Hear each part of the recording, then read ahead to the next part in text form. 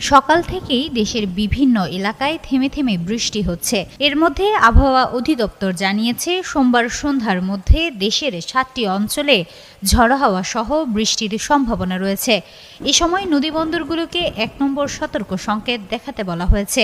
সকাল ৯:৩০ থেকে সন্ধ্যা ৬টা পর্যন্ত নদীবন্দরগুলোর জন্য দেওয়া আবহাওয়ার পূর্বাভাসে জানানো হয়, খুলনা, বরিশাল, পটুয়াখালী, নোয়াখালী, কুমিল্লা, চট্টগ্রাম ও কক্সবাজার অঞ্চলের উপর দিয়ে দক্ষিণ কিংবা দক্ষিণ পূর্ব দিক থেকে ঘন্টায় ৪৫ থেকে ৬০ কিলোমিটার বেগে অস্থায়ীভাবে দমকা বা ঝড়ো হাওয়া সহ বৃষ্টি অথবা বজ্রসহ বৃষ্টি হতে পারে। এদিকে সক্রিয় মৌসুমী বায়ুর প্রভাবে গতকাল রোববারও সারা দেশে বৃষ্টি হয়েছে। সর্বোচ্চ ১০৯ কিলোমিটার বৃষ্টি রেকর্ড করা হয়েছে চট্টগ্রামে। আজও দেশের সব বিভাগে বৃষ্টির সম্ভাবনা রয়েছে, তবে খুলনা ও সিলেট বিভাগে অতি ভারী বর্ষণের আশঙ্কা রয়েছে বলে জানিয়েছে